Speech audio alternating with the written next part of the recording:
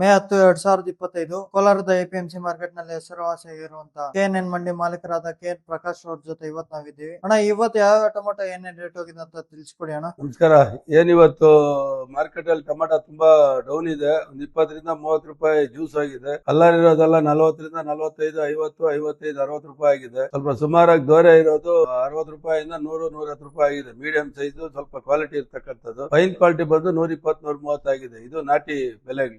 100 ರೂಪಾಯಿ 100 ರೂಪಾಯಿ 100 ರೂಪಾಯಿ 100 ರೂಪಾಯಿ 100 ರೂಪಾಯಿ 100 ರೂಪಾಯಿ 105 105 ರೂಪಾಯಿ 105 106 ರೂಪಾಯಿ 110 110 ರೂಪಾಯಿ 110 ರೂಪಾಯಿ 110 ರೂಪಾಯಿ 110 ರೂಪಾಯಿ 115 120 ರೂಪಾಯಿ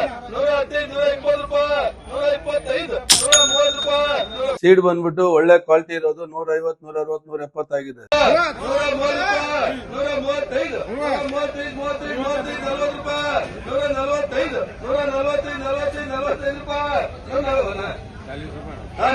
146 146 ಸ್ವಲ್ಪ ಮೀಡಿಯಂ ಕ್ವಾಲಿಟಿ ಇರೋದೆಲ್ಲ 100, 110, 20 ಆಗಿದೆ. ಜ್ಯೂಸ್ ಮಾಲ್ ಎಲ್ಲ 30, 35, 40 ರೂಪಾಯಿ ಆಗಿದೆ. ಏನೀಗ ಮಳೆ ಎಲ್ಲೆಲ್ಲಿ ಆಗ್ತಾ ಇದೆ, ಏನಾಗ್ತಾ ಇದೆ ಅಂತಕ್ಕಂಥದ್ದು ರೈತರು ಕಾಮೆಂಟ್ ಅಲ್ಲಿ ತಿಳಿಸ್ಕೊಡಿ. ಮುಂದೆ ಮಳೆ ಆಗದಿದ್ದು ಟೊಮೆಟೊ ರೇಟ್ ಬರೋದು ಸಾಧ್ಯತೆ ತುಂಬಾ ಕಡಿಮೆ ಇದೆ. ಈಗ ಏನ್ ನೀವು ಕಲ್ಲರ್ ತರ್ತಾ ಇದ್ರೆ ಕಲ್ಲರ್ ಮಾರ್ಕೆಟ್ ಅಲ್ಲಿ ಮಾರೋದಿಲ್ಲ. ಕಾರಣ ಏನಪ್ಪಾ ಅಂದ್ರೆ ಬೇಕಾದಷ್ಟು ಗಿಡಗಳಲ್ಲಿ ಬಿಟ್ಬಿಟ್ಟಿದ್ದಾರೆ. ದೂರದ ಮಾರ್ಕೆಟ್ ಕಲ್ಲರ್ ಆಗೋದಿಲ್ಲ. ಪಾರ್ಸಲ್ ಅವ್ರನ್ನೆಲ್ಲ ಒಂದು ವಾರ 10 ದಿವಸದಲ್ಲಿ ಚಾಲು ಮಾಡ್ಬಿಡ್ತಾರೆ. ಅದರಿಂದ ನೀವು ತೋಟಗಳಲ್ಲಿ ಬಿಡದೆ ಏನ್ ಇದೆ ಕಲ್ಲರ್ ದೋರೆಗಳು ಕಿತ್ಕೊಂಡು ತೋಟ ಮೇಂಟೈನ್ ಮಾಡ್ಕೊಂಡ್ರೆ ಕಾಸಾಗತ್ತೆ. ನಾವ್ ಹೆಚ್ಚಿಗೆ ಆಗ್ಬಿಡ್ತೈತೆ ಅಂತ ಹೇಳಕ್ ಆಗೋದಿಲ್ಲ. ಯಾಕಂದ್ರೆ ಮಳೆ ಯಾವ ತರ ಆಗತ್ತ ಅಂತಕ್ಕಂಥದ್ದು ನಿರೀಕ್ಷೆ ಎಲ್ಲ ಐತೆ. ಮಳೆ ಯಥೇಚ್ಛವಾಗಿ ಮಳೆ ಆಗಿದ್ದಾದ್ರೆ ಒಂದು ವಾರದಲ್ಲಿ ಬೇಕಾದ್ರೂ ಬೆಲೆ ಬರುತ್ತೆ. ಎಲ್ಲಾ ಸಾಧ್ಯತೆಗಳು ಐತೆ. ಹೊರಗಡೆ ಇನ್ನೂ ಸ್ವಲ್ಪ ಮಾಲ್ ಇದೆ. ಅಲ್ಲೆಲ್ಲ ದೇಶವ್ಯಾಪಿ ಮಾಲ್ ಇದೆ. ಇಲ್ಲಿ ನಮ್ಮಲ್ಲಿ ಆಂಧ್ರ ಭಾಗದಲ್ಲಿ ಸಿಕ್ಕಾಪಟ್ಟೆ ಮಾಲ್ ಇದೆ. ಅದೆಲ್ಲ ಒಂದ್ 8 ದಿವಸದಲ್ಲಿ ಈಗ ಏನ್ ಕಲ್ಲರ್ ಆಗಿದೆ ಅದೆಲ್ಲ ಕ್ಲೋಸ್ ಆಗುತ್ತೆ ಅಂತಕ್ಕಂಥದ್ದು ಮಾಹಿತಿ ಇದೆ. ನಾನು 2-3 ಏರಿಯಾದಲ್ಲಿ ನೋಡ್ಕೊಂಡ್ ಬಂದಿದ್ದೀನಿ. ದಯವಿಟ್ಟು ಈಗ ಕೊಯ್ಯುವಂತ ರೈತರು ಯಾವ್ದೇ ಭಾಗದಲ್ಲಿ ಇರ್ಲಿ ದೋರೆ ಕೊಯ್ಕೊಂಡ್ರೆ ನಿಮ್ ಬೆಳೆನೂ ನಿಲ್ಲತ್ತೆ. ಮಾರ್ಕೆಟ್ ಅಲ್ಲಿ ಕೊಳ್ಳೋನ್ಕ ಒಂಚೂರು